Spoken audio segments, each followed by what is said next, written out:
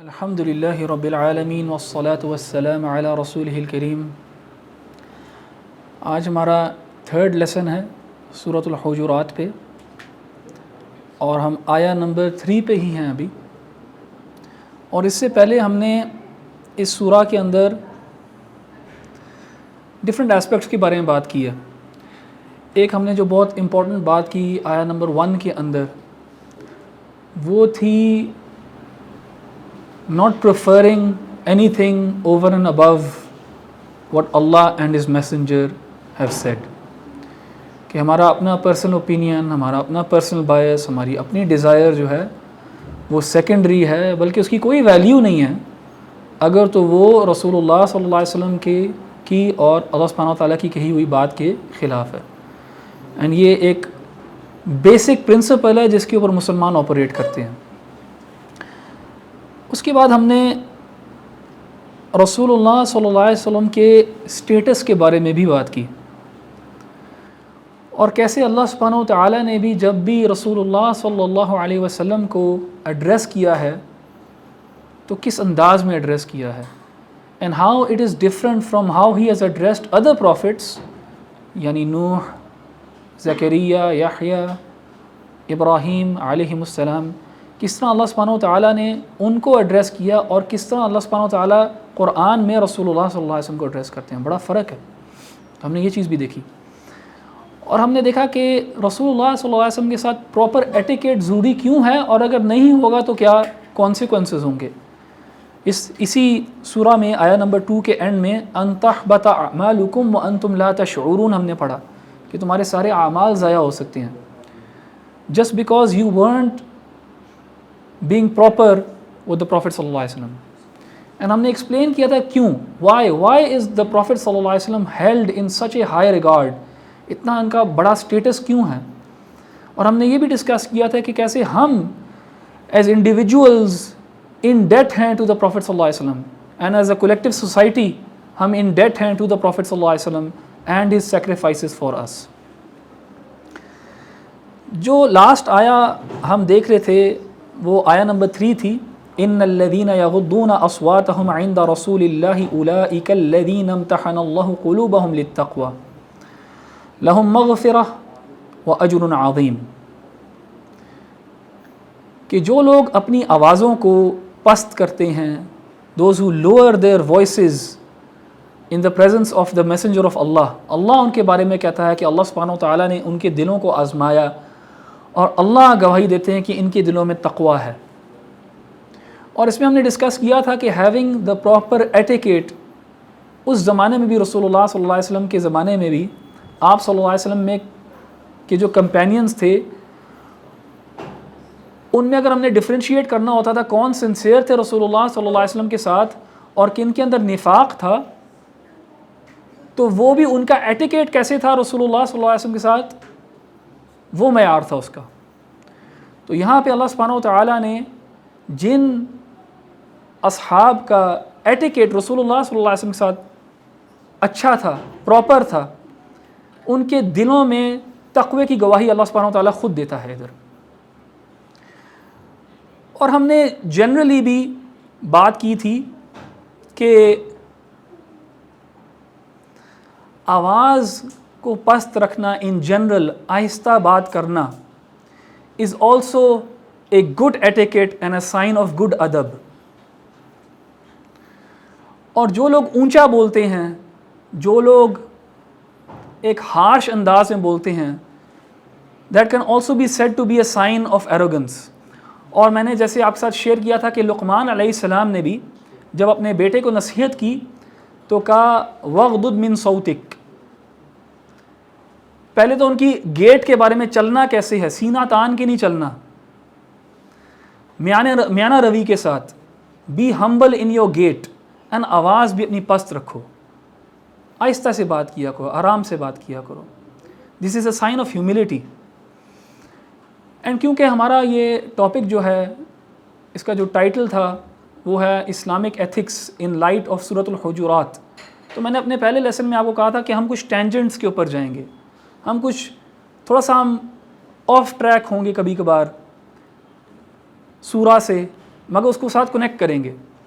سو یہاں پہ آواز ہلکی کرنے کا رسول اللہ صلی اللہ علیہ وسلم کی پریزنس میں اس کا بیان ہے. اور سورہ لقمان میں لقمان علیہ السلام نے اپنے بیٹے کو جو نصیحت کی وہ ہیوملٹی کی تھی، اور اس کا بھی آواز کے ساتھ بھی تعلق ہے. اور اس کا جو اپوزٹ ہے ہیوملٹی کا اپوزٹ جو ہے وہ ایروگنس ہے. اور ایروگنس کو بہت برا کہا ہے اسلام میں اور قرآن میں خاص طور پہ. اور لاسٹ ٹائم میں نے ڈیفائن بھی کیا تھا کہ ایروگنس کو ڈیفائن بھی کیسے کیا گیا ہے، 2 کی ایلیمنٹس کے ساتھ، بطر الحق و غمط الناس، to reject the truth and to look down upon people. اور ہم نے اپنے لاسٹ سیشن میں ہی اس کی کچھ ایگزامپلس بھی لی تھیں اور کچھ کازز کے بارے میں بات کی تھی، یعنی ایروگنس کے بارے میں، بطر الحق و غمط الناس. ادھر سے ہم انشاءاللہ کنٹینیو کریں گے آج، اور ایروگنس کے ٹاپک کو تھوڑا سا اور میں ٹچ آن کرنا چاہوں گا، اینڈ کچھ ایگزامپل شیئر کرنا چاہوں گا قرآن سے، جہاں پہ ہمیں پتہ لگتا ہے کہ اللہ سبحانہ و تعالیٰ کے ہاں آلموسٹ سب لوگوں کو جن کو ویلیفائی کیا گیا قرآن کے اندر، ان کے اندر یہ کوالٹی پائی جاتی تھی. ابلیس، فرعون، حامان، قارون، قوم عاد، قوم ثمود، ساری یہ جو سارٹ آف اینیمیز ہیں آف فیتھ، ان کے اندر یہ ایک کوالٹی آپ کامن دیکھیں گے. اگر آپ قرآن کی آیات بھی دیکھیں گے، you will be able to see کہ اللہ سبحانہ و تعالیٰ نے جگہ جگہ ان کے استکبار کی بات کی ہے، ان کے کبر کی بات کی ہے، ان کے ایروگنس کی بات کی ہے.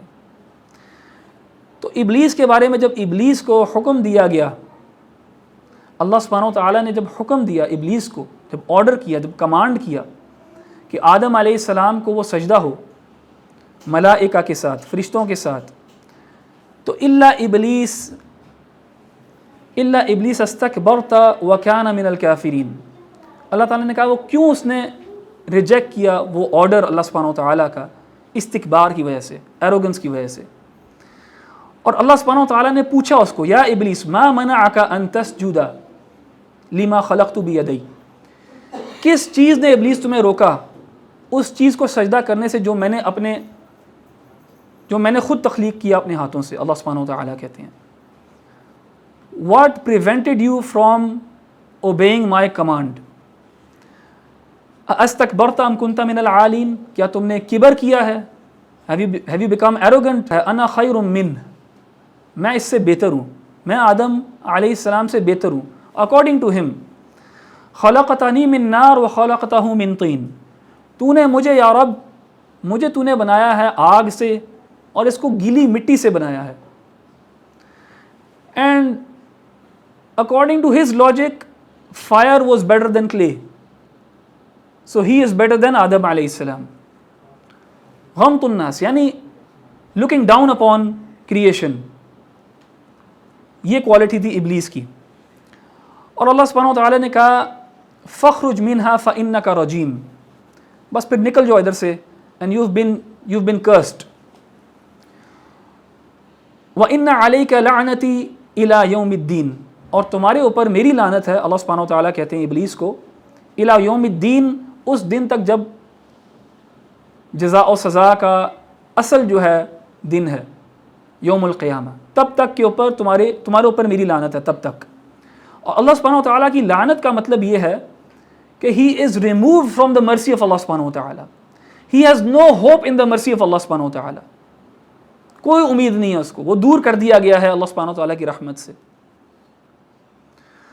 قال ربی فانظرنی الی یوم یبعثون، ابلیس آگے سے کیا کہتا ہے کہ اے میرے رب مجھے مہلت دیجئے، الی یوم یبعثون، اس دن تک جب تو ان کو واپس اٹھائے گا. قال فانک من المنظرین، اللہ سبحانہ و تعالیٰ نے اس کی یہ ریکویسٹ گرانٹ کر دی، ٹھیک ہے تمہیں مہلت دی گئی ہے. الی یوم الوقت المعلوم، ایک ڈٹرمنڈ ٹائم تک کے لیے یہ مہلت، اس کا یہ ٹائم پیریڈ اینڈ بھی ہوگا، چاہے جتنا مرضی لمبا ہو، it will come to an end. اور آگے سے دیکھیں ابلیس اپنے ایروگنس کے اندر کیسے اللہ سبحانہ و تعالیٰ کو جواب دیتا ہے. قال فبعزتک لاغوینہم اجمعین، اے رب میں تیری عزت کی قسم کھاتا ہوں کہ میں ان سب کو گمراہ کروں گا، الا عبادک منہم المخلصین، سوائے تیرے ان عباد، سوائے تیرے ان بندوں کے، ان عبادت گزاروں کے تیرے جو مخلصین میں سے ہوں گے، جو اخلاص والے ہوں گے۔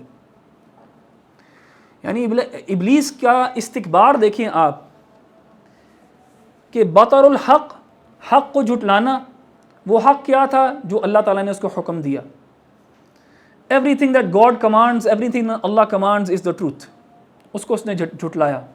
وغمت الناس، اور look down upon creation, look down upon people, آدم علیہ السلام کو اس نے اپنے سے کمتر سمجھا۔ اور اس ایروگنس کا اظہار یہ ہے کہ وہ دعویٰ کر رہا ہے اللہ سبحانہ و تعالیٰ کے سامنے کھڑے ہو کے کہ میں ان سب کو گمراہ کروں گا۔ لیکن کچھ لوگوں کے بارے میں ابلیس کو بھی پتا تھا کہ ہاں یار ان لوگوں کے اوپر جو ہے نا میری نہیں چلے گی، اور ان کے اندر ایک کوالٹی یہ ہے کہ وہ عبادت گزار ہیں اخلاص کے ساتھ۔ مخلصین جو ہے ان کے اوپر ابلیس کی بھی نہیں چلے گی، which shows us the importance of اخلاص as a characteristic as well، کہ اگر آپ اللہ سبحانہ و تعالیٰ کے ساتھ مخلص ہوں گے اپنے اعمال کے اندر، اپنی عبادات کے اندر، تو اللہ سبحانہ و تعالیٰ ہی آپ کو ابلیس کے مکر سے بچائے گا، ابلیس کے پلان سے بچائے گا۔ تو یہ ایک ایگزامپل ہے قرآن میں from many many examples where the characteristic of arrogance has been mentioned, and this is a characteristic that has destroyed ابلیس، فرعون، ثمود۔ عاد کے بارے میں آتا ہے کہ فَأَمَّا عَاد فَاسْتَكْبَرُوا فِي الْأَرْضِ، کہ عاد نے they established arrogance on the land۔ وہ اپنے آپ کو کیا سمجھتے تھے؟ جس طرح وہ چلتے تھے، جس طرح انہوں نے بلڈنگز اپنی تعمیر کی ہوئی تھی، ان کے اندر بہت زیادہ ایروگنس تھی، بغیر الحق، وداؤٹ اینی ڈیو۔ وَقَالُوا مَنْ أَشَدُّ مِنَّا قُوَّةً، اور وہ کہتے تھے ہم سے زیادہ کون ہے طاقتور؟ who can be more powerful than us؟ وَغَمْتُ النَّاسِ، they are looking down upon people۔ ان کے اندر کوئی کریکٹرسٹک ہے تو اس کی وجہ سے وہ اپنے آپ کو بڑا سمجھتے ہیں اور لوگوں کو کمتر سمجھتے ہیں اپنے سے۔ اولم یروا ان اللہ الذی خلقہم هو اشد منہم قوہ، کیا یہ لوگ یہ نہیں دیکھتے کہ جس رب نے ان کو تخلیق کیا ہے وہ ظاہر ہے ان سے زیادہ پاورفل ہے؟ جس خلق کے اوپر ہی یہ ایروگنٹ ہو رہے ہیں، وہ کوالٹیز کس نے ان کو دی ہیں؟ ان کے رب نے دی ہیں، اور اس ایروگنس کی وجہ سے انہوں نے کفر کیا۔ وَكَانُوا بِآيَاتِنَا يَجْحَدُونَ، اللہ تعالیٰ کی آیات کو انہوں نے جھٹلایا۔ اگین ایروگنس، اور اس ایروگنس کے اندر جو دو ایلیمنٹس ہیں وہ موجود ہیں، اور آپ قرآن کے اوپر سے گزریں گے آپ کو یہ کنسسٹنٹلی ملے گا کہ جن لوگوں نے اللہ سبحانہ و تعالیٰ کے انبیاء کا انکار کیا، شعیب علیہ السلام کی قوم میں سے سب انبیاء کا جو انکار کیا، ایون رسول اللہ صلی اللہ علیہ وسلم کو ماننے سے انکار کیا، اس بنیاد کے اوپر نہیں کہ حجت نہیں قائم ہو گئی تھی اس کے اوپر، ان کے اوپر اس بنیاد کے اوپر نہیں کہ حق نہیں واضح ہو گیا تھا ان کے اوپر، صرف ایک دل کی ایک ایول ٹریٹ اور کوالٹی ہے جو انسان کو، ایک انسان کے لیے، ایک انسان کے اور حق کے درمیان میں یہ کیریکٹرسٹک ہے، یہ آگے آڑ آ جاتی ہے، اس کی ایک حائل ہو جاتی ہے۔ Arrogance is a wall that comes between you and the truth، اور وہ انسان نے خود ہی قائم کی ہوتی ہے ان دو ایلیمنٹس کی وجہ سے، looking down upon people۔ اگلی آیت میں اللہ سبحانہ و تعالیٰ کہتے ہیں کہ ان الذین ینادونک من وراء الحجرات اکثرهم لا یعقلون، کہ یہ جو لوگ رسول اللہ صلی اللہ علیہ وسلم کو پکارتے ہیں اونچی آواز سے اور یا محمد کر کے رسول اللہ صلی اللہ علیہ وسلم کو بلاتے ہیں ان کے گھر کے باہر کھڑے ہو کے، اللہ سبحانہ وتعالیٰ نے ان کے بارے میں کہا اکثرهم لا یعقلون، ان میں سے اکثر جو ہے نا یہ عقل سے کام نہیں لیتے۔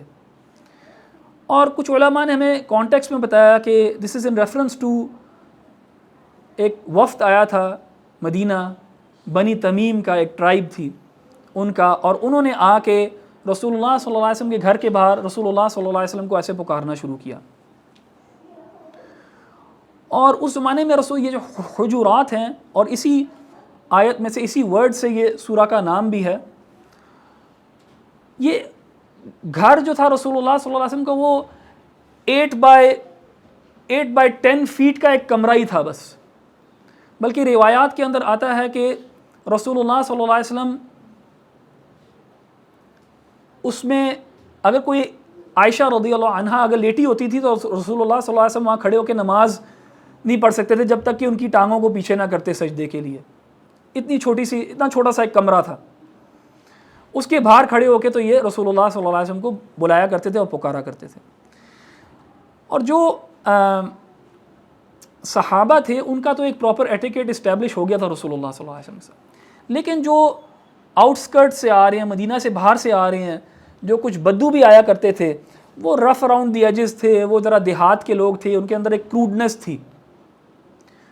تو ان کو بھی اللہ سبحانہ و تعالیٰ نے ایڈریس کیا یہاں پہ اور بتایا کہ ان کے لیے بھی یہ مناسب نہیں ہے کہ وہ اس طرح ایکٹ کریں. حسن البصری کہتے ہیں رحمۃ اللہ علیہ کہ خلافت عثمان میں انہوں نے یہ جو حجرات ہیں، یہ کمرے جو ہیں، جا کے وزٹ کیے، اور کہتے ہیں کہ جب میں ان میں کھڑا ہوتا تھا تو میں ہاتھ ہلکا سا اوپر کرتا تھا تو میں چھت کو ہاتھ لگا سکتا تھا. تو اب اندازہ کر سکتے ہیں کہ کتنے یعنی چھوٹے کمرے اور بالکل چھت جو ہے وہ بہت ہی قریب سر کے. اور یہ جو اپارٹمنٹس، حجرات یا رومز یا گھر جو تھے رسول اللہ صلی اللہ علیہ وسلم کے، کیونکہ ایک سے زیادہ تھے، بیکاز رسول اللہ صلی اللہ علیہ وسلم had multiple wives and all of these wives had different Hujurat, different rooms. یہ ولید ابن عبد الملک کے زمانے میں یہ مسجد النبوی کا حصہ بن گئے بیسکلی. تو مسجد النبوی انہوں نے ایکسپینڈ کی تو وہ یہ کمرے بھی جو ہیں اسی کے احاطے میں آ گئے. تو آج بھی وہ اب اس طرح ڈیزگنیٹڈ نہیں ہیں، لیکن وہ رومز جو ہیں وہ مسجد النبوی کے اسپیس کے اندر ہی ہیں اب. لیکن اس آیت سے ایک اور جو ہمیں چیز پتہ لگتی ہے وہ پرائیویسی کی ہے. اسلام جو ہے وہ پرائیویسی کو بھی رسپیکٹ کرتا ہے کہ آپ کا اپنا ایک ٹائم ہوگا جس میں آپ گھر جائیں گے، اپنے گھر والوں کے ساتھ ہوں گے، آپ کے پرائیویٹ مومنٹس ہیں. ہاں رسول اللہ صلی اللہ علیہ وسلم ایک پبلک فگر تھے، بہت ایک بزی ان کی انگیجمنٹس ہوتی تھی لوگوں کے ساتھ، لیکن he needs his own time as well with his own family. It's not proper etiquette کہ اس ٹائم پہ بھی آپ جائیں ان کے گھر کے باہر اور ان کو آوازیں ماریں یا آوازیں دیں یا ان کی آپ اٹینشن لیں. تو یہ ڈس رسپیکٹفل تھا. اور ایک حدیث ہے جس میں رسول اللہ صلی اللہ علیہ وسلم نے اسی چیز کو، اس پرائیویسی کے ایسپیکٹ کو ایمفسائز کیا. ابو موسیٰ الاشعری سے روایت ہے کہ رسول اللہ صلی اللہ علیہ وسلم نے کہا کہ جب بھی تم کسی کے گھر جاؤ، چاہے وہ اپنی ہی والدہ کے گھر کیوں نہ جا رہے ہو تم، if you are going to meet someone, to visit someone, even if it's your own parents, own relatives, تو دروازہ کھٹکھٹاؤ، اجازت لو، اجازت مانگو. اور اگر اجازت نہیں ملتی، تم 2 دفعہ ٹرائی کرتے ہو، 3 دفعہ کرتے ہو، اجازت نہیں ملتی، بس منہ موڑ لو وہاں سے. even if you know that that person is there. maybe وہ بزی ہیں اس وقت، maybe ان کے پرائیویٹ مومنٹس ہیں یہ. ایک تو number 1 we shouldn't walk into other people's rooms and houses without announcing. اور یہ صرف ایک حدیث میں نہیں، کافی زیادہ احادیث ہیں جو اس چیز کو ایمفسائز کرتی ہیں. لوگوں کا پرائیویٹ ٹائم کو رسپیکٹ کرنا، لوگوں کے پرائیویٹ سفیئرز میں اور سپیسز میں جانے سے پہلے اجازت لینا، اور اگر کسی وجہ سے آپ کو اجازت نہیں ملتی تو واپس ہو جانا without having any ill feelings in your heart. اور میں تو اس چیز کو واٹس ایپ اور فون پہ بھی ایکسٹینڈ کروں گا. ٹیکنالوجی کی وجہ سے ہم کسی کو ریچ کر سکتے ہیں ہر وقت جب چاہیں، at the click of a button. لیکن ہماری ایکسپیکٹیشن یہ نہیں ہونی چاہیے کہ اگر میں نے فون کر دیا تو بس اس نے اٹھانا بھی ہے. وہ ہو سکتا ہے بزی ہو، بہت زیادہ ریزنز ہو سکتے ہیں. تو یہ خیال رکھنا ان چیزوں کا، یہ بنیادی ایٹیکیٹس جو ہیں، یہ آپ دیکھیں کہ رسول اللہ صلی اللہ علیہ وسلم، جیسے میں نے پہلے بھی حدیث شیئر کی نا، جہاں پہ رسول اللہ صلی اللہ علیہ وسلم نے کہا کہ انما بعثت لاتمم مکارم الاخلاق، کہ I have been sent to perfect good character. تو یہ گڈ کیریکٹر کے اندر یہ چھوٹی چھوٹی چیزیں ہوتی ہیں، چھوٹی چھوٹی چیزیں ہوتی ہیں جس سے جو ہے نا انسان کی شخصیت جو ہے نمایاں ہوتی ہے، چھوٹی چھوٹی چیزیں. سو اسلام رسپیکٹ کرتا ہے پرائیویسی کو، اور ہمیں بھی اسپیس دینی چاہیے لوگوں کو۔ اگلی آیت میں اسی بات کو آگے لے کے گئے ہیں اللہ سبحانہ و تعالیٰ، اور فرماتے ہیں وَلَوْ أَنَّهُمْ صَبَرُوا حَتَّى تَخْرُجَ إِلَيْهِمْ لَكَانَ خَيْرًا لَهُمْ، اگر وہ صبر کر لیتے، انتظار کر لیتے جب تک کہ رسول اللہ صلی اللہ علیہ وسلم خود نہ باہر آ جائیں، لَكَانَ خَيْرًا لَهُمْ، تو ان کے لیے بہتر ہوتا، it would have been good for them۔ یعنی آپ کو وقت دیں گے رسول اللہ صلی اللہ علیہ وسلم، تھوڑا سا انتظار کر لیں، لیٹ ہم کم آؤٹ ہمسیلف، ان کی اپنی انگیجمنٹس جو ہیں وہ ختم ہو جائیں، وہ آپ سے ملیں گے آ کے۔ واللہ غفور الرحیم۔ دیکھیں رسول اللہ صلی اللہ علیہ وسلم کی بہت ایک بزی لائف تھی، as a statesman, as a family man, as a military man, as a جج، as a teacher, as a father figure. تو اس کو رسپیکٹ کرنا کہ کبھی کبھار ان کو جو ہے نا اپنا ٹائم چاہیے، اپنی فیملی کا ٹائم چاہیے، he needs to rest as well, تو ان کو وہ ٹائم اینڈ اسپیس دینا۔ اور آپ دیکھیں کہ رسول اللہ صلی اللہ علیہ وسلم جو ہیں ان کے اندر خود اتنی ہیوملٹی تھی اور اتنی کیئر تھی اپنے اصحاب کے لیے کہ انہوں نے کبھی یہ بات خود ہی ان کو نہیں کہی۔ یعنی اگر وہ باہر کھڑے آوازیں بھی لگا رہے تھے نا رسول اللہ صلی اللہ علیہ وسلم کو، تو رسول اللہ صلی اللہ علیہ وسلم اگر باہر بھی آئے ہوں گے نا تو ان کے ماتھے پہ بھی بل نہیں ہوگا کوئی۔ یہ لیول آف پیشنس تھی ایز اے لیڈر رسول اللہ صلی اللہ علیہ وسلم کی اپنے سبجیکٹس کے ساتھ، اور یہ آسان چیز نہیں ہوتی۔ رسول اللہ صلی اللہ علیہ وسلم ایز اے لیڈر جو ہیں وہ ہزاروں لوگوں سے ڈیل کر رہے ہیں، اینڈ کسی کی بھی کوئی کمپلینٹ نہیں ہے رسول اللہ صلی اللہ علیہ وسلم سے as a leader. No one complains کہ یار انہوں نے مجھے اچھی طرح ٹریٹ نہیں کیا۔ یہ ایک unprecedented and in match skill ہے کہ آپ ایک لیڈرشپ پوزیشن کے اندر بھی ہوں اور آپ کے جو سبجیکٹس ہیں وہ واسٹ فائنینشیل اور کلچرل بیک گراؤنڈ سے ہوں، کیونکہ جو بدو تھے اور شہری جو تھے ان میں بڑا فرق تھا، اینڈ پھر بھی آپ سب کے ساتھ جو ہے نا ایک برابری اختیار کرتے ہو اور کسی کو کوئی کمپلینٹ نہیں ہوتی۔ تو رسول اللہ صلی اللہ علیہ وسلم خود بھی ریبیوک کر سکتے تھے ان کو، لیکن آپ صلی اللہ علیہ وسلم کی یہ عادت نہیں تھی، آپ کا یہ مزاج نہیں تھا۔ اسی لیے اللہ felt the need himself to come and correct this، اور مسلمانوں کو یہ چیز بتائی جائے، خاص طور پہ جو مدینہ سے باہر سے آتے تھے جن کو اس چیز کا اندازہ نہیں تھا۔ اللہ does not feel shy to address these things۔ تو اس سے ہمیں بھی یہی باتیں پتہ لگتی ہیں کہ ہمیں بھی چاہیے we should respect the time of others as well۔ خاص طور پہ پبلک فگرز ہوتے ہیں، آپ کے ٹیچرز ہوں گے، کوئی بھی پبلک فگر ہے، اس کو ہراس کرنا اور ہاؤنڈ کرنا یہ کوئی اچھی عادت نہیں ہے۔ اور جو پبلک فگر ہے اس کو بھی سمجھنا چاہیے، اس کے اندر بھی اتنی پیشنس ہونی چاہیے کہ وہ ریبیوک نہ کرے لوگوں کو، وہ لوگوں کے ساتھ ایک اچھے انداز کے ساتھ پیش آئے۔ واللہ غفور الرحیم، اینڈ میں اللہ سبحانہ و تعالیٰ نے کہا کہ اللہ سبحانہ و تعالیٰ is the most merciful and forgiving۔ اس میں اشارہ ہے کہ ہاں ان لوگوں نے یہ حرکت کی، انہوں نے یہ بات کی، ٹھیک ہے، اللہ سبحانہ و تعالیٰ غفور الرحیم ہے، اللہ تعالیٰ نے اب بتا دیا تو اس کے بعد نہ کرنا، جو ہو گیا وہ اللہ سبحانہ و تعالیٰ کے ہاں معاف ہے۔ اچھا، اس آیت میں نا میں ایک اور ٹینجنٹ پہ جانا چاہوں گا اور ایک اور ٹاپک کے بارے میں بات کرنا چاہوں گا۔ جیسے ہم نے ایروگنس کے بارے میں بات کی ایز اے نیگیٹو کیریکٹرسٹک، جو چیز ہمارے اندر نہیں ہونی چاہیے، اس آیت کو لے کے میں ایک پازیٹیو کیریکٹرسٹک کے بارے میں بات کرنا چاہوں گا۔ اس آیت میں آیا وَلَوْ أَنَّهُمْ صَبَرُوا، had they been patient، کہ رسول اللہ صلی اللہ علیہ وسلم آ جائیں باہر، لَكَانَ خَيْرًا لَهُمْ، تو ان کے لیے یہ بہتر ہوتا۔ تو صبر کے بارے میں بات کرتے ہیں۔ صبر کیا ہے؟ وَلَوْ أَنَّهُمْ صَبَرُوا، صبر جو ہے وہ حبس النفس is to restrain oneself۔ صبر کا مطلب ہے to restrain oneself۔ صبر کا مطلب ہے to have absolute control over yourself, over your desires, over your feelings, over your actions۔ صبر کا یہ مطلب ہے۔ صبر کا مطلب ہے کہ آپ اپنی فیلنگز کو کنٹرول کرتے ہیں۔ Let's say in the instance of a calamity, کوئی مصیبت آئی، کوئی پریشانی، آپ کی جو گٹ فیلنگ ہے وہ ڈر جانا ہے، وہ کمپلین کرنا ہے، آپ کنٹرول کرتے ہو اس کو۔ تو صبر کنٹرول کا نام ہے. صبر کا مطلب ہے کنٹرول. یہ بنی تمیم کے لوگ آئے رسول اللہ صلی اللہ علیہ وسلم کے حجرات کی طرف. they have this desire to call out to him.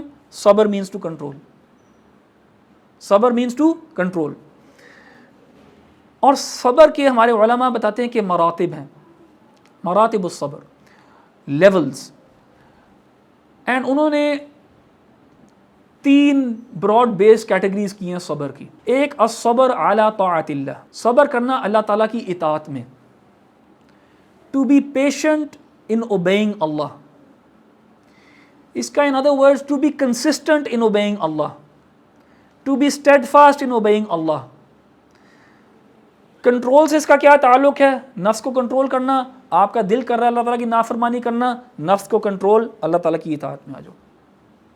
آپ کا دل کر رہا ہے اس وقت نماز نہیں پڑھنی, اس وقت میں نے فٹ بال کھیلنی ہے, کنٹرول, صبر, صبر علی طاعت اللہ, اللہ تعالیٰ کی اطاعت پہ صبر کرو, اپنے ڈیزائر کو کنٹرول کرو and come towards the obedience of Allah. صبر علی طاعت اللہ, یہ ایک فرسٹ لیول ہے. دوسرا لیول جو ہے الصبر علی المعاصی, being patient in avoiding sin, being consistent in avoiding sin. انسان کو گناہ کی طرف کوئی رغبت ہوئی ہے, اس نے اپنے آپ کو کنٹرول کیا, اس سے ہٹ گیا. صبر کا مطلب ہے کنٹرول. جتنا زیادہ کنٹرول ہوگا اتنا زیادہ صبر ہوگا آپ کے اندر. اینڈ تھرڈ جو ہے الصبر علی الاقدار المؤلمہ, being patient in times of calamity, difficulty, trials and tribulations. Meaning not complaining, not despairing, not losing hope. صبر یعنی کنٹرول کرنا اپنے آپ کو. اور یہ جو تینوں میں نے لیولز گنائے ہیں, یہ ان their level of importance بھی ہیں. سب سے شاید مشکل اور سب سے امپورٹنٹ لیول جو ہے وہ پہلا ہے, الصبر علی طاعت اللہ, اللہ تعالیٰ کی اطاعت پہ صبر کرنا کنسسٹنٹلی. اتنا آسان نہیں ہے, تو اس لیے سب سے زیادہ ریوارڈیبل بھی یہ ہے. لیکن اگر آپ یہ اسٹیبلش کر لیتے ہیں تو دوسری والی کیٹیگری زیادہ آسان ہو جاتی ہے, الصبر علی المعاصی اور صبر عن المعاصی, گناہ سے دور رہنا, وہ چیز آسان ہو جاتی ہے.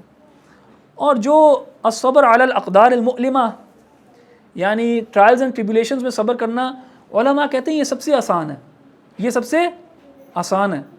ایون تو ہمارے ہاں جب ہم صبر کے بارے میں سنتے ہیں تو ہمارے لیے یہی والی کیٹیگری جو ہے وہ سب سے زیادہ نمایاں ہوتی ہے ہمارے ذہن میں, لیکن علماء کہتے ہیں یہ سب سے آسان ہے, اور میں بتاتا ہوں کیوں. کیونکہ اس میں آپ کے پاس کنٹرول نہیں ہے, آپ کے پاس آپشن نہیں ہے. خدا نخواستہ اگر کسی لوڈ ون کی ڈیتھ ہو گئی ہے, you have no option but to be patient. اور اگر شروع میں پیشنٹ نہیں بھی ہوں گے تو وقت آپ کو صبر کرا ہی دے گا, ٹھیک ہے نا, وقت صبر کرا دے گا آپ کو. پہلے آپ لان تان کریں گے یا لوز ہوپ کر دیں گے یا اللہ تعالیٰ کے بارے میں سوء ظن ہو جائیں گے, you will think bad about Allah سبحانہ و تعالیٰ, لیکن وقت آپ کو صبر کرا دے گا. سو اس لیے یہ سب سے آسان ہے, کیونکہ اس میں آپ کے پاس کنٹرول کم ہے. بلکہ ایک حدیث میں رسول اللہ صلی اللہ علیہ وسلم کا گزر, ایک عورت, رسول اللہ صلی اللہ علیہ وسلم ایک اور صحابہ تھے, وہ کہیں جا رہے تھے, ان کا ایک گزر ایک عورت کے ساتھ ہوا جو کسی قبر پہ رو رہی تھی. She was at a grave and she was crying. رسول اللہ صلی اللہ علیہ وسلم اس کے پاس آتے ہیں اور اس کو صبر کی تلقین کرتے ہیں. تو وہ کہتی ہے الیک عنی, دور ہو جاؤ میرے سے, تمہارے ساتھ وہ نہیں ہوا جو میرے ساتھ ہوا ہے, دور ہو جاؤ. اس کو نہیں پتا تھا کون تھے یہ, اس کو نہیں پتا تھا یہ رسول اللہ صلی اللہ علیہ وسلم تھے. رسول اللہ صلی اللہ علیہ وسلم یہ کہہ کے آگے چل پڑے. پھر صحابہ نے اس کو بتایا کہ تم نے کیا بات کی اور کس کو کی ہے. تو وہ پریشان ہوئی اور رسول اللہ صلی اللہ علیہ وسلم کے پاس بھاگی گئی اپولوجائز کرنے کے لیے. اور آپ صلی اللہ علیہ وسلم نے کہا انما الصبر عند الصدمۃ الاولى, کہ صبر جو ہے it's at the first instance of tragedy. وقت تو صبر کرا ہی دیتا ہے, لیکن فرسٹ انسٹنس پہ جب انسان اپنے آپ کو کنٹرول کر لے, اصل صبر وہ ہے فرسٹ انسٹنس پہ. اسی طرح میں پڑھ رہا تھا ابن تیمیہ کی ایک بات رحمۃ اللہ علیہ, انہوں نے بڑی زبردست بات شیئر کی. انہوں نے کہا کہ یوسف علیہ السلام کا جو صبر تھا نا, in rejecting the approach of the woman was greater than his sabr on being thrown in the well or being sold into slavery or being far away from his father. یعنی ان کا صبر اس عورت کو ریجیکٹ کرنے میں زیادہ تھا بجائے ان چیزوں کے اوپر. کیوں؟ کیونکہ وہاں پہ چوائس تھی، ادھر کوئی چوائس نہیں تھی یوسف علیہ السلام کے پاس. سو اس لیے الصبر علی طاعت اللہ، اللہ تعالیٰ کی اطاعت میں صبر کرنا، کنسسٹنٹ ہونا، اسٹیڈ فاسٹ رہنا is the most rewardable and the most difficult as well.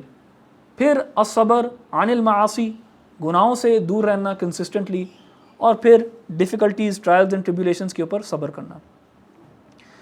اور صبر کا کمانڈ جو ہے وہ قرآن میں جگہ جگہ آیا ہے. اور صبر ایک ایسی عبادت ہے، ایک ایسا اسٹیٹ آف مائنڈ ہے، یا ایک ایسا حال ہے، ایک ایسی اسٹیٹ ہے جس میں اللہ سبحانہ و تعالیٰ کہتے ہیں کہ ان اللہ مع الصابرین، اللہ سبحانہ و تعالیٰ صبر کرنے والوں کے ساتھ ہے، اللہ صبر کرنے والوں کے ساتھ ہے. اینڈ یہ چیز اگر ہم اپنے اندر انکلکیٹ کریں، یہ کوالٹی، تو مایوسی میں، غم میں، مشکل میں بھی ایک لذت محسوس کرے گا انسان، کیونکہ وہ اللہ سبحانہ و تعالیٰ کی معیت، اللہ سبحانہ و تعالیٰ کا قرب جو ہے اس کو فیل کرے گا، اپنی نمازوں میں فیل کرے گا. جب مشکل میں ہوگا، نماز پڑھے گا، سجدے میں ہوگا، اس کو اللہ سبحانہ و تعالیٰ کا قرب زیادہ فیل ہوگا. اگر تو اس انسان نے اس کوالٹی کے اوپر محنت کی ہوگی. اور یہ کوالٹی ایسی ہے جو کہ آپشنل نہیں ہے آپ کے لیے، میرے لیے، یہ ایسینشلز میں سے ہے. اللہ سبحانہ و تعالیٰ نے سورۃ العصر میں 4 ایسینشلز کا بیان کیا جو ضروری ہیں آخرت میں نجات کے لیے. الا الذین آمنوا وعملوا الصالحات وتواصوا بالحق وتواصوا بالصبر، صبر کرنے والے. اور اس کی تلقین اللہ سبحانہ و تعالیٰ نے رسول اللہ صلی اللہ علیہ وسلم کو بھی کی. فاصبر کما صبر اولو العزم من الرسل ولا تستعجل لهم، کہ اے محمد صلی اللہ علیہ وسلم صبر کرو جیسے اولو العزم من الرسل نے صبر کیا. جیسے یہ جو 5 رسول یا 4 رسول جو تمہارے سے پہلے گزرے ہیں، نوح علیہ السلام، ابراہیم علیہ السلام، موسیٰ علیہ السلام اور عیسیٰ علیہ السلام، جیسے انہوں نے صبر کیا، اے محمد صبر کرو اس طرح. اور رسول اللہ صلی اللہ علیہ وسلم نے بھرپور صبر کیا، اور انشاءاللہ اس کے بارے میں ہم کچھ انسٹنسز دیکھیں گے رسول اللہ صلی اللہ علیہ وسلم کی لائف میں سے، جہاں پہ ہمیں یہ خوبصورت کوالٹی آپ صلی اللہ علیہ وسلم کے اندر نظر آتی ہے. اور سورۃ البقرہ میں اللہ سبحانہ و تعالیٰ نے کیا کہا؟ اللہ نے کہا کہ کوئی بھی پرابلم ہے، کوئی بھی ایشو ہے، اس کا سولوشن جو ہے مسلمانوں، وہ 2 چیزوں کے اندر ہے. وَاسْتَعِينُوا بِالصَّبْرِ وَالصَّلَاةِ، سیک Allah's help، سیک ہیلپ 2 چیزوں میں، الصبر والصلاة، صبر میں اور نماز میں. ہر چیز کا حل ہے، ہر چیز کا، اللہ سبحانہ و تعالیٰ کے ہاں. لیکن یہ چیز صرف سننے سے انسان کے اندر نہیں آ جاتی، اس کے اوپر محنت کرنی پڑتی ہے. اور اسی آیت میں اللہ سبحانہ و تعالیٰ نے آگے کہا وَإِنَّهَا لَكَبِيرَةٌ إِلَّا عَلَى الْخَاشِعِينَ، یہ مشکل ہے لیکن ان لوگوں کے لیے نہیں جو اللہ سبحانہ و تعالیٰ کی خشیت رکھتے ہیں. یعنی صبر اور صلاح سے مدد لینا، آپ کی نماز اس قسم کی ہو، آپ کے اندر دا کوالٹی آف صبر اس قسم کا ہو کہ آپ کو ہر مسئلے میں اللہ سبحانہ و تعالیٰ آپ کی مدد کرتا ہے. اس کو ڈیولپ کرنا مشکل ہے سوائے ان کے لوگوں کے لیے جو خاشعین ہیں، جو خشیت رکھتے ہیں اللہ سبحانہ و تعالیٰ کی. تو اگلا سوال ہوگا کہ ہم کیسے خشیت ڈیولپ کر سکتے ہیں؟ How can we be from amongst these people جن کا صبر اور صلاح ان کو ہر معاملے میں ہیلپ کرے. وہ بھی قرآن سے ہی ہمیں پتہ لگے گا. اللہ سبحانہ و تعالیٰ نے بتایا ہمیں انما یخشى اللہ من عباده العلماء، کہ صحیح خشیت رکھنے والے جو ہیں اللہ سبحانہ و تعالیٰ کے معاملے میں وہ کون ہیں؟ العلماء. اور العلماء سے کیا مراد ہے؟ پیپل آف نالج، جو لوگ معرفت اللہ، اللہ سبحانہ وتعالیٰ کو جانتے ہیں، جو لوگ نالج رکھتے ہیں اللہ سبحانہ وتعالیٰ کے بارے میں۔ العلماء سے یہ مراد نہیں ہے کہ جنہوں نے فار ایگزامپل ایک ڈگری کی ہو یا ایک ادارے میں پڑھے ہوں یا وہاں سے ان کو کوئی نہ کوئی تزکیہ ملا ہو، کوئی نہ کوئی سرٹیفکیٹ ملا ہو۔ علماء سے مراد یہ ہے جو لوگ علم رکھتے ہوں، وہ آپ بھی ہو سکتے ہیں، میں بھی ہو سکتا ہوں، اللہ سبحانہ وتعالیٰ کے بارے میں علم رکھتے ہوں، اللہ سبحانہ وتعالیٰ کے کلام کو جانتے ہوں، قرآن کو۔ سو نالج کیا آپ کو دے گا؟ خشیہ۔ Knowledge will give you true fear and reverence of Allah سبحانہ وتعالیٰ، اینڈ وہ خشیہ جو ہے is going to make it easier for you to seek help through patience and prayer. اور ہمارا جو پہلا سیشن ہوا تھا، جن لوگوں نے آپ نے یہاں اٹینڈ کیا تھا، ہم نے دا ورچوز آف نالج کے اوپر کافی ڈیٹیل میں ہم نے ڈسکس کیا تھا، نالج کے بارے میں، علم کے بارے میں کہ علم کے فضائل کیا ہیں۔ تو ایک اس میں یہاں پہ یہ بھی ہم ایڈ کر سکتے ہیں، کیونکہ دیکھیں صبر لازمی اس لیے ہے کیونکہ اس دنیا کے اندر مشکلات بھی لازم ہیں۔ This world comes with its problems, comes with its trials and tribulations۔ میں ہمیشہ کہتا ہوں کہ میں گارنٹی کر سکتا ہوں اپنی زندگی کے بارے میں بھی اور آپ لوگوں کی زندگیوں کے بارے میں بھی، سب کے بارے میں، کہ difficulties are just around the corner. آپ کی اور میری زندگی کے اندر کوئی نہ کوئی فوت ہو جائے گا، کوئی نہ کوئی بیماری ہے، لوڈ ونز ہیں، پیرنٹس ہیں، بہن بھائی ہیں، بچے ہیں، دنیا کو چھوڑ کے تو جاتے ہیں نا سب۔ اس کے علاوہ بڑی پرابلمس ہیں، اور جس دن آپ اور میں پیدا ہوئے، بلکہ آپ کی اور میری پیدائش سے بھی پہلے، ہم اپنی پرابلمس ساتھ لے کے آئے ہیں۔ صرف ان پرابلمس کو وقت نے دور کیا ہوا ہے، ان پرابلمس کے درمیان میں صرف وقت ہے۔ آپ کی پرابلم اور میری پرابلم وہ آپ سے دور اس لیے کیونکہ وقت ابھی نہیں آیا اس کا۔ جیسے جیسے یہ وقت گزر رہا ہے، آپ کی پرابلم قریب آتی جا رہی ہے۔ That is why you and I need to develop صبر۔ اسی لیے اللہ تعالیٰ نے بھی تلقین کی اس چیز کی، اور اللہ تعالیٰ نے ہمیں بتا بھی دیا قرآن میں جگہ جگہ کہ اس دنیا میں مسائل ہوں گے، پرابلمز ہوں گی۔ ام حسب الناس ان یترکوا ان یقولوا آمنا وهم لا یفتنون۔ اللہ تعالیٰ نے کہا کیا لوگ سمجھتے ہیں کہ بس وہ ایسے ہی چھوڑ دیے جائیں گے اور انہوں نے بس کہہ دیا کہ ہاں ہم ایمان لے کے آئے ہیں، لیکن اللہ تعالیٰ آزمائے گا نہیں ان کو، اللہ تعالیٰ دیکھے گا نہیں کہ واقعی میں ایمان لے کے آئے ہیں کہ نہیں آئے۔ وَلَقَدْ فَتَنَّا الَّذِينَ مِن قَبْلِهِمْ، ہم نے تو فتنے میں ڈالا ان سے پہلے لوگوں کو، یعنی آزمایا ہم نے۔ فَلَيَعْلَمَنَّ اللَّهُ الَّذِينَ صَدَقُوا وَلَيَعْلَمَنَّ الْكَاذِبِينَ، تاکہ اللہ تعالیٰ بھرپور جان لے کہ ان میں سے کون سچے تھے اپنے دعوے میں ایمان کے اور کون جھوٹے تھے۔ تو اللہ تعالیٰ نے تو وعدہ کیا ہے کہ ہم ضرور بس ضرور آزمائیں گے۔ اسی طرح سورہ بقرہ میں اللہ تعالیٰ نے کہا وَلَنَبْلُوَنَّكُمْ بِشَيْءٍ مِّنَ الْخَوْفِ وَالْجُوعِ وَنَقْصٍ مِّنَ الْأَمْوَالِ وَالْأَنفُسِ وَالثَّمَرَاتِ، یعنی ہم لوگ ضرور بس ضرور آزمائیں گے ان کو۔ کن چیزوں سے؟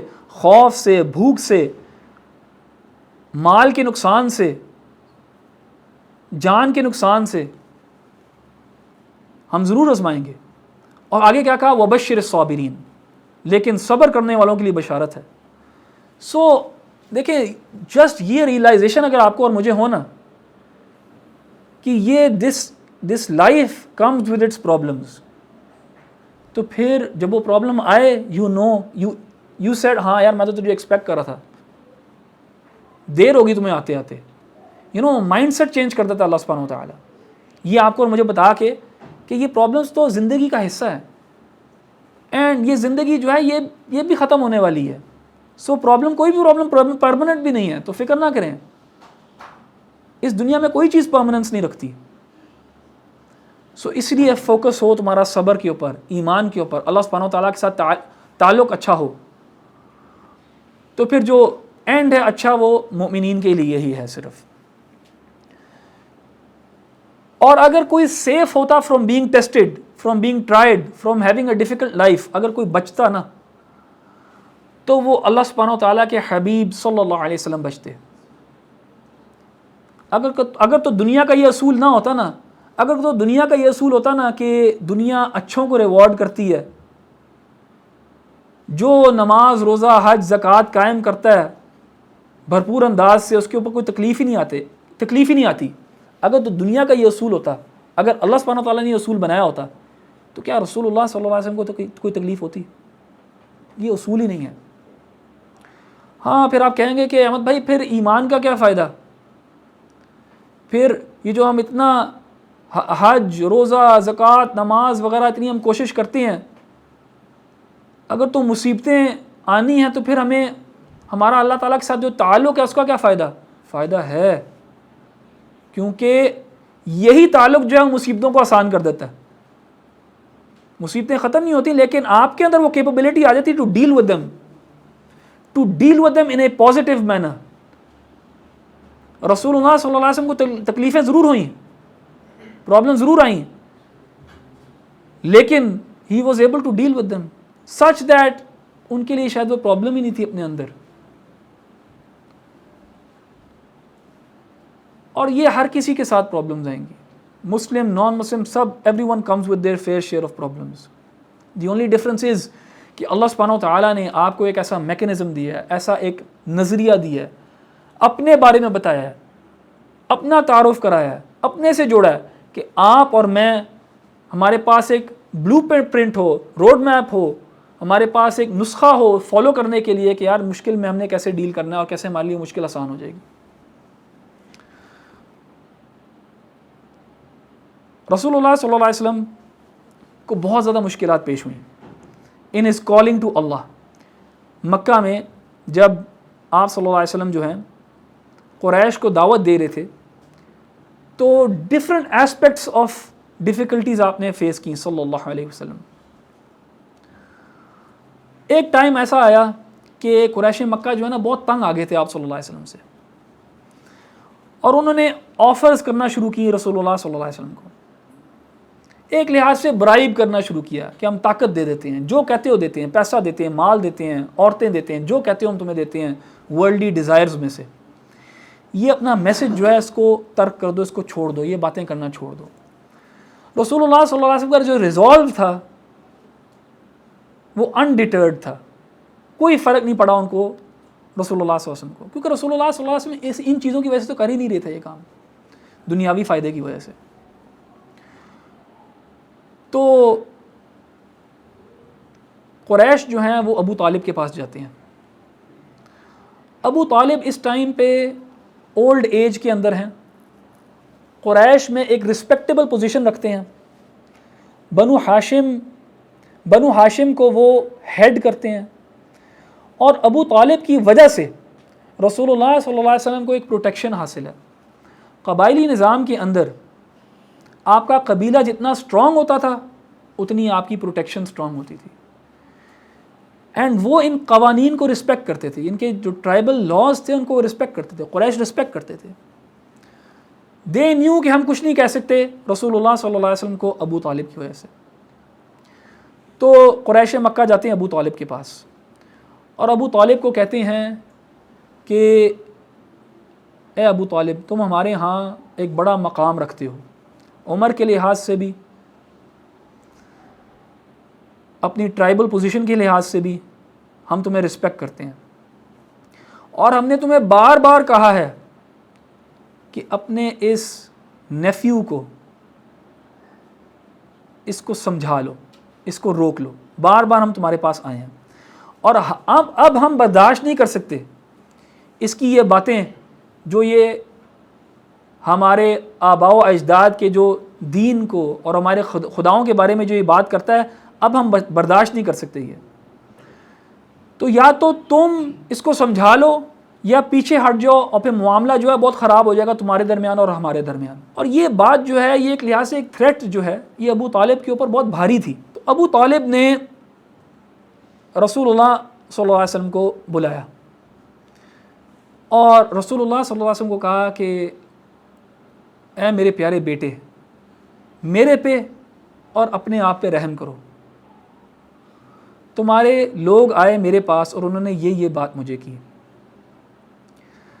تو یہ جو تم بات کرتے ہو ان کے خداؤں کے بارے میں یہ کرنا بند کر دو. میں بھی بوڑھا ہو گیا ہوں، میرے پہ بھی رحم کرو اور اپنے آپ پہ بھی.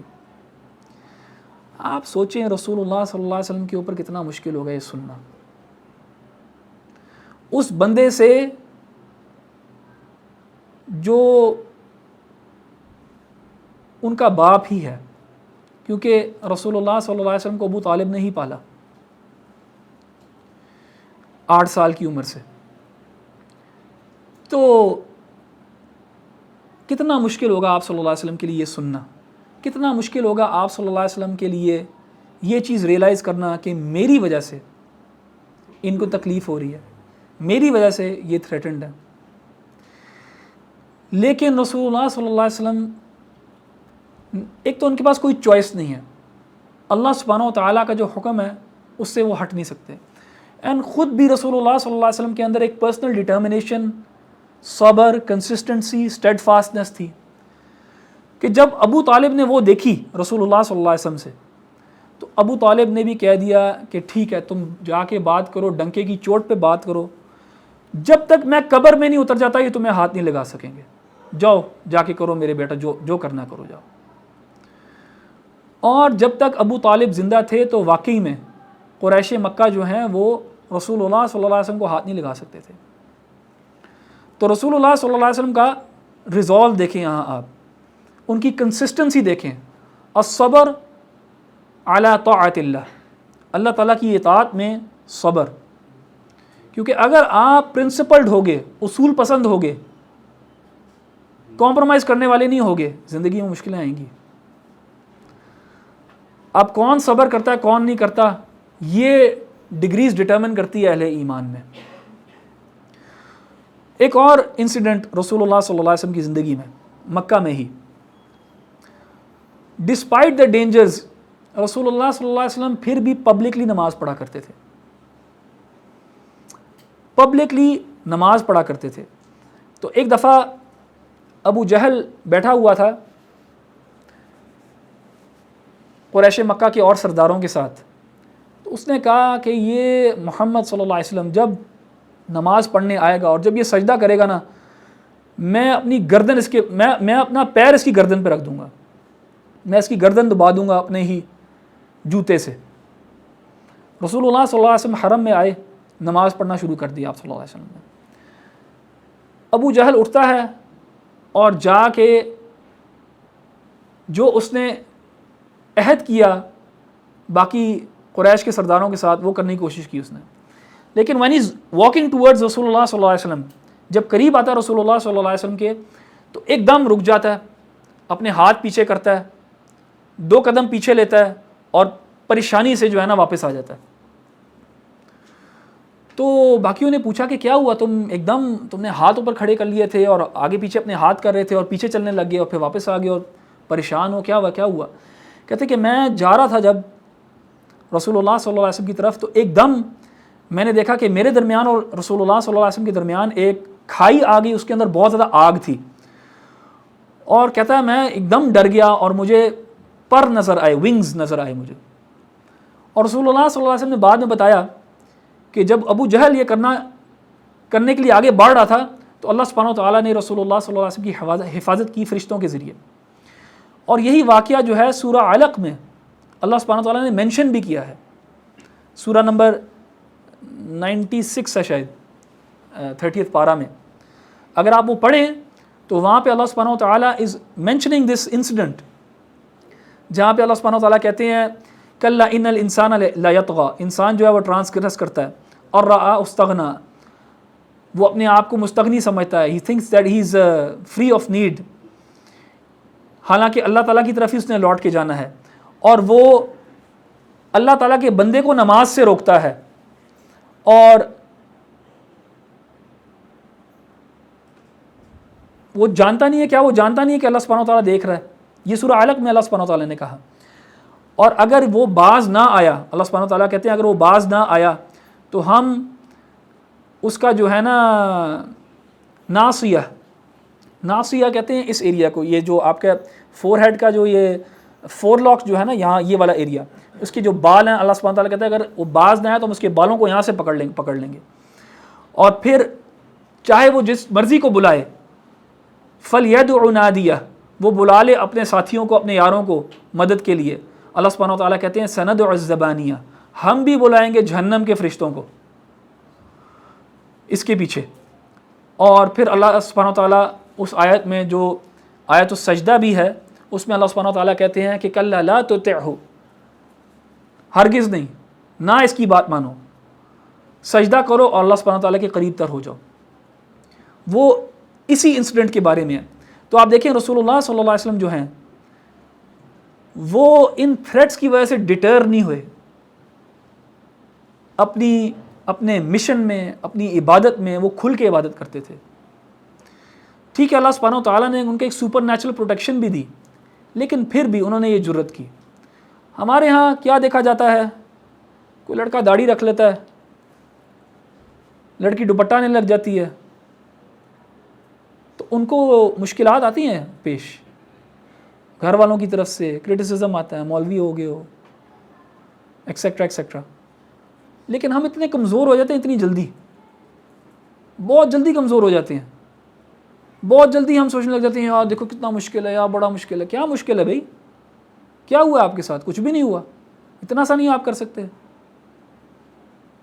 رسول اللہ صلی اللہ علیہ وسلم کی زندگی کو اسٹڈی کریں، صحابہ کی زندگی کو اسٹڈی کریں، علماء کی زندگی کو اسٹڈی کریں، کیا کیا سیکریفائسز نہیں دیے انہوں نے. چھوٹا سا آپ نے کام کیا، اس پہ بھی 2 باتیں سننی پڑ گئیں، بس ختم ہو گئے. یہ مطلب وہ عزت جو ہے دین کے لیے اپنے اللہ سبحانہ و تعالیٰ کے لیے وہ کدھر ہے؟ کیا ہم 2 باتیں نہیں سن سکتے؟ اتنے کمزور ہو گئے ہم، اتنا صبر نہیں ہے ہمارے اندر. سوچنے کی بات ہے، ایمان کی کمزوری ہے یہ.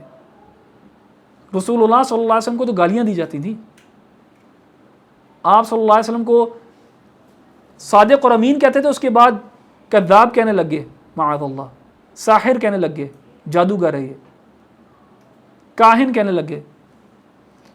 تو ہمیں بھی ان انسیڈنٹ سے یہ لیسنس لینے چاہیے کہ ہمیں اسٹرینتھن ہونا چاہیے اپنی ایمان کے اوپر. 100% ہوگا یہ کہ اگر آپ ایمان لے کے آئیں گے، اگر آپ دین کے تقاضے کو پورا کرنے شروع کریں گے، مصیبت ساتھ ساتھ جڑی ہوئی ہے اس کے. you will find some difficulties، تو ان کو ایکسیپٹ کریں. اینڈ یہ ڈیفیکلٹیز آتی ہی اس لیے تاکہ آپ کے اسٹیٹس کو ریز کریں اللہ تعالیٰ کے ہاں، آپ کے رینکس کو اوپر کیا جائے. انبیاء میں بھی رینک کے حساب سے ڈفرینسز ہیں، اور آپ دیکھ لیں گے جن کو اللہ تعالیٰ نے زیادہ آزمایا ان کا رتبہ بھی زیادہ ہے.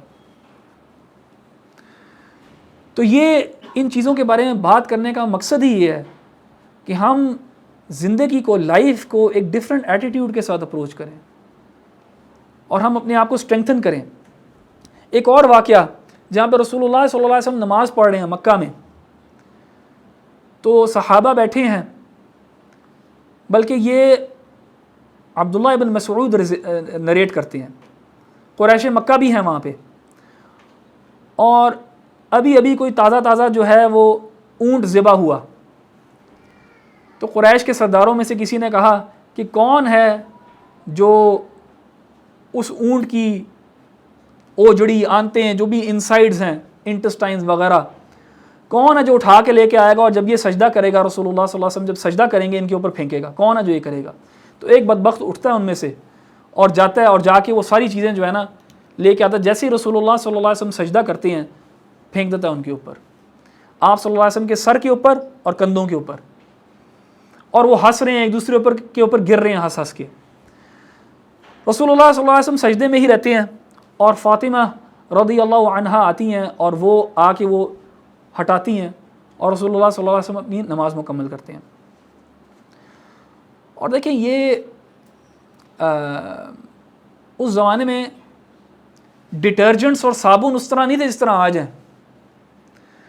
وہ جو جس طرح آپ صلی اللہ علیہ وسلم کے اوپر پھینکا، اس کا جو سٹینچ ہے، اس کو صاف کرنا بھی کتنا مشکل ہوگا آپ صلی اللہ علیہ وسلم کے لیے اس کے بعد، اور کتنا ڈیگریڈنگ ہے ایک شریف انسان کے لیے، ایک ایسے انسان کے لیے جو up until he was 40 years old ان کو اتنی رسپیکٹ دی جاتی تھی اس معاشرے کے اندر، اپنے اسٹیٹس کی وجہ سے، اپنی کیریکٹرسٹکس کی وجہ سے کہ اس کے ساتھ یہ ہو. تو رسول اللہ صلی اللہ علیہ وسلم اپنی نماز مکمل کرتے ہیں اور پھر دعا کرتے ہیں ان لوگوں کے خلاف. جو بھی 7-8 لوگ قریش کے جو سردار بیٹھے ہوئے تھے ادھر, نام لے لے کے 3 دفعہ رسول اللہ صلی اللہ علیہ وسلم نے ان کے خلاف دعا کی. ایک روایت میں آتا ہے, کچھ ورڈز آتے ہیں ایک روایت کے اندر, رسول اللہ صلی اللہ علیہ وسلم نے کہا جئتکم بالذبح, اور اس کا لٹرل ٹرانسلیشن جو ہے I have come to you with slaughter, میں تمہیں ذبح کرنے کے لیے آیا ہوں. جئتکم بالذبح. کچھ علماء نے کہا اس انسیڈنٹ پہ یہ ورڈز رسول اللہ صلی اللہ علیہ وسلم نے اٹر کیا, یعنی اتنا رسول اللہ صلی اللہ علیہ وسلم کو انہوں نے تکلیف پہنچائی. اور جب رسول اللہ صلی اللہ علیہ وسلم ان کے خلاف دعا کر رہے تھے تو یہ سب چپ کر گئے, کیونکہ ان کو پتا تھا کہ اس بندے کی زبان سے کوئی چیز جھوٹ نہیں نکلتی. وہ سب چپ کر گئے اور ڈر گئے. بلکہ غالباً ابو لہب تھا جو بدر پہ گیا ہی نہیں, اسی ڈر سے کہ اس کو پتا تھا کہ ان کے ساتھ ہوگا کیا. وہ تو اللہ تعالیٰ نے اس کی موت لکھی ہوئی تھی, بدر کے فوراً بعد اس کی بڑی ہی ایک بری گندی موت واقع ہوئی کہ اس کے جو بچے تھے انہوں نے بھی اس کی باڈی کو اس کے قریب آنا گوارا نہیں کیا. لیکن ان کو پتہ لگ گیا تھا کہ یار اب ہماری خیر نہیں, کہ محمد صلی اللہ علیہ وسلم نے ہمارے خلاف دعا کر دی ہے. تو رسول اللہ صلی اللہ علیہ وسلم, جیسے میں نے پہلے کہا کہ آپ صلی اللہ علیہ وسلم بھی انسان تھے, آپ صلی اللہ علیہ وسلم کو بھی تکلیف ہوتی تھی, لیکن آپ صلی اللہ علیہ وسلم صبر کرتے تھے. لیکن صبر اس لیے نہیں کرتے تھے کہ آپ صلی اللہ علیہ وسلم ویک تھے یا آپ کے پاس کوئی آپشن نہیں تھی. اور کبھی کبھار اس طرح کا سٹانس بھی اپنا لینا صبر کی نفی نہیں ہے, یعنی دعا کرنا ان کے خلاف does not negate his patience. Sometimes harshness is also required and that is also part of being patient. اور عبداللہ ابن مسعود کہتے ہیں کہ بدر کے بعد کہتے ہیں کہ میں نے اپنی آنکھوں سے ان سب کو ایک گھڑے میں, ایک کنویں میں گرے ہوئے دیکھا, قتل ہوئے ہوئے, ان سب کو جنہوں نے رسول اللہ صلی اللہ علیہ وسلم کے ساتھ یہ کیا. اسی طرح ایک اور واقعہ مکہ کے دور میں ہی, خباب بن الارت, وہ آتے ہیں رسول اللہ صلی اللہ علیہ وسلم کے پاس. اب خباب جو ہے نا وہ صحابہ میں سے کمزور ویک صحابہ میں سے ہیں, جن کے جو یا تو سلیوز تھے یا تو ان کی جو ٹرائبز تھیں بہت کمزور تھیں. بلال ہو گئے, خباب ہو گئے, شعیب ہو گئے, عمار ہو گئے, یہ لوگ جو تھے یہ کمزور صحابہ تھے. تو ان کے ساتھ بہت زیادہ ٹارچر ہوتا تھا, ان کو تو بہت زیادہ تکلیف دی جاتی تھی. بلکہ خباب کے بارے میں آتا ہے کہ ان کو جلتے ہوئے کوئلوں کے اوپر لٹا دیا جاتا تھا, and his back would burn اور اٹ وڈ پیل آف, ان کا گوشت نظر آنے لگ جاتا تھا. تو خباب آتے ہیں رسول اللہ صلی اللہ علیہ وسلم کے پاس, اور رسول اللہ صلی اللہ علیہ وسلم جو ہے نا اس وقت کعبہ میں ہیں, اور خباب آ کے کہتے ہیں کہ یا رسول اللہ کب آپ ہمارے لیے دعا کریں گے فتح کی, وکٹری کی, کب ہے یہ ہمارے لیے مصیبتیں ختم ہوں گی, کیوں نہیں آپ ہماری دعا کرتے کہ اللہ سبحانہ و تعالیٰ ہمارے لیے اس مصیبت میں سے ہمیں بچائے. تو رسول اللہ صلی اللہ علیہ وسلم اٹھ کے بیٹھے اور انہوں نے کہا کہ تم جلدی کر رہے ہو, تمہارے سے پہلے ایسے بھی مسلمان گزرے ہیں جن کو زمین میں گڑھا کھود کے اندر ڈال دیا جاتا تھا, اور پھر ایک آری لائی جاتی تھی اور ان کے سر پہ رکھ دی جاتی تھی, اور ان سے کہا جاتا تھا کہ اپنے دین سے پھر جاؤ نہیں تو ہم تمہیں آدھا کر دیں گے, اور وہ پھر بھی جو ہے اپنے دین پہ قائم رہتے تھے. اور پھر رسول اللہ صلی اللہ علیہ وسلم نے ایک پیشن گوئی کی کہ یہ اللہ تعالیٰ کا دین غالب ہوگا, ہو کے رہے گا, یہاں تک کہ صنعاء سے حضرموت, یہ یمن میں جگہ ہے, ایسا امن قائم ہو جائے گا کہ کسی کو کسی چیز کا ڈر نہیں ہوگا, اور سب جو ہے اللہ سبحانہ و تعالیٰ سے ڈرنے والے لوگ ہوں گے. وَلَكِنَّكُمْ تَسْتَعْجِلُونَ, لیکن تم لوگ جو ہے جلدی کر رہے ہو. خباب کو رسول اللہ صلی اللہ علیہ وسلم نے کہا.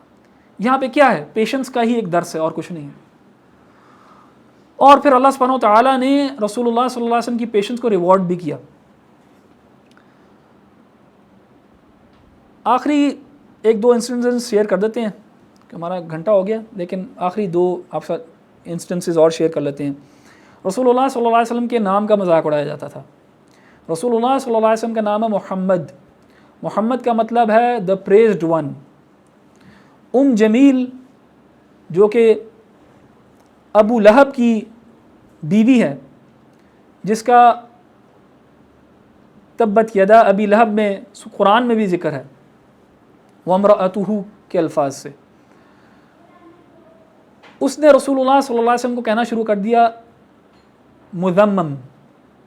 ذم کہتے ہیں بلیم کو، بری بات کو، بری چیز کو، ٹو بلیم سم ون. مذمم کہتے ہیں the one who is blameworthy. محمد ہے the one who is praiseworthy. تو ورڈ پلے کے ساتھ نام کے اوپر کھیلا اور مذمم کہنا. تو سبحان اللہ، آپ دیکھیں رسول اللہ صلی اللہ علیہ وسلم کا ایٹیٹیوڈ دیکھیں اور رسول اللہ صلی اللہ علیہ وسلم کا جواب دیکھیں.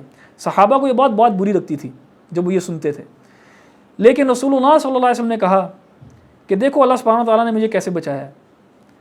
وہ مذمم کو برا کہہ رہے ہیں اور میں تو محمد ہوں صلی اللہ علیہ وسلم. یعنی آپ صلی اللہ علیہ وسلم نے ان کا جو ٹیگ ہے، لیبل ہے، کلیم ہی نہیں کیا اپنے لیے.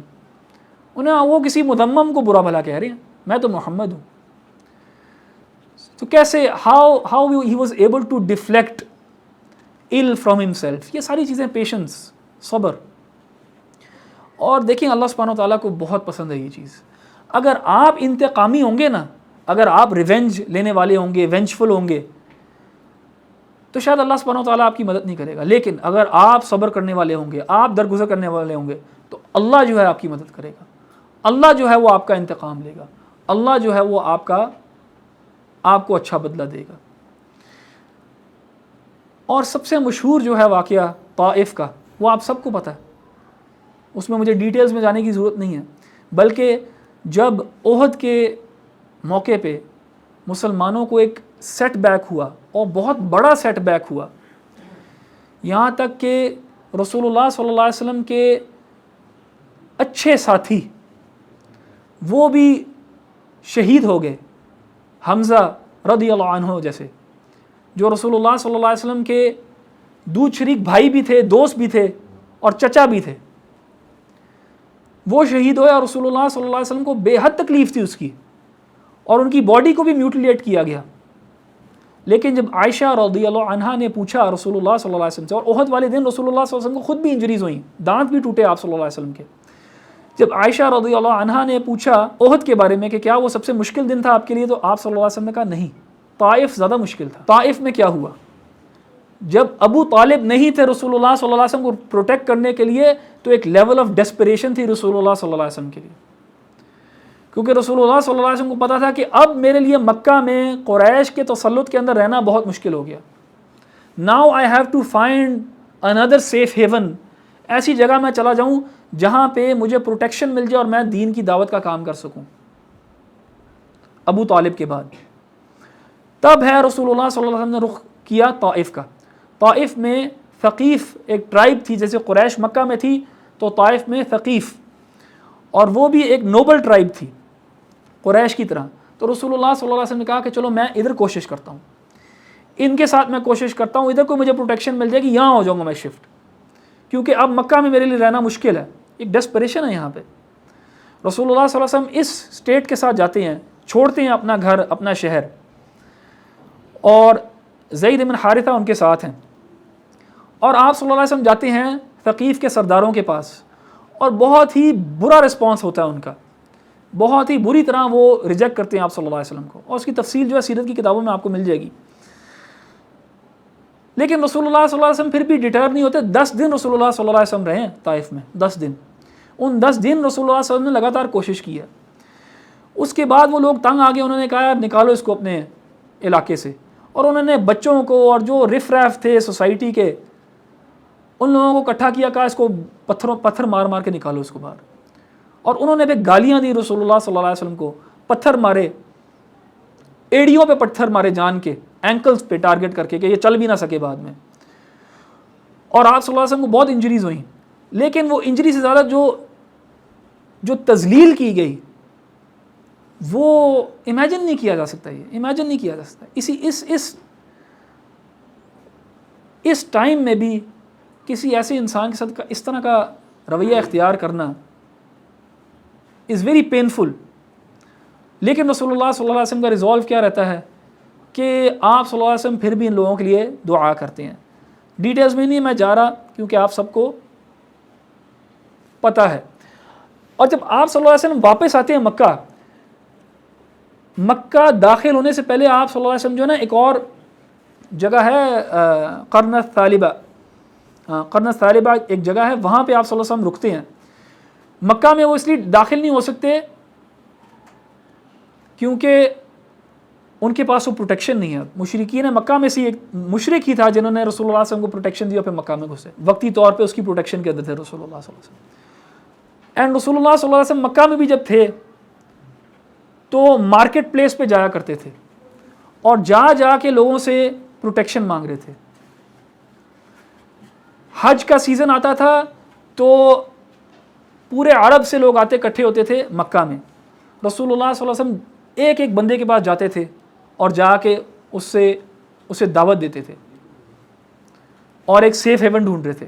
اور یہیں پہ یثرب سے لوگ آئے تھے جو پھر انصار بن گئے اور پھر رسول اللہ صلی اللہ علیہ وسلم کے لیے مدینہ جیسی جگہ کھلی. سو آپ صلی اللہ علیہ وسلم کو سب کچھ پلیٹ پہ نہیں رکھ کے دیا گیا تھا. آپ صلی اللہ علیہ وسلم نے کوشش کی, آپ صلی اللہ علیہ وسلم نے صبر کیا. آپ کو اور مجھے بھی سب کچھ پلیٹ پہ نہیں رکھ کے دیا جائے گا اس دنیا میں. آپ کو کوشش کرنی پڑے گی, آپ کو سٹرائیو کرنا پڑے گا, آپ کو سٹرگل کرنا پڑے گا. اور یقین کریں اللہ کے ساتھ کبھی بھی گھاٹے کا سودا نہیں ہوتا. اگر آپ اللہ تعالیٰ کے لیے صبر کریں گے, اللہ سبحانہ و تعالیٰ کو دنیا میں بھی اور آخرت میں تو دکھا ہی دے گا اس کا اجر. بس اللہ سبحانہ و تعالیٰ سے دعا ہے کہ اللہ سبحانہ و تعالیٰ ہمارے لیے آسان کرے کہ ہم یہ کوالٹی اپنے اندر انکلکیٹ کر سکیں, اور اللہ سبحانہ و تعالیٰ ہمیں توفیق دے کہ ہم پڑھیں اپنی تاریخ کو, رسول اللہ صلی اللہ علیہ وسلم کی زندگی کو, صحابہ کی زندگی کو, اس کے بعد آنے والے علماء کی زندگی کو, اور انسپریشن لیں بجائے کہ کمزور ہو جائیں اور ویک ہو جائیں اور اپنے حال کے اوپر رویا کریں. ہم انشاءاللہ نیکسٹ سیشن میں ہم ادھر سے آگے چلیں گے اور کچھ اور انسٹنسز شیئر کریں گے صبر کے بارے میں. سبحانک اللہم و بحمدک اشہد ان لا الہ الا انت استغفرک و اتوب الیک. جزاکم اللہ خیر.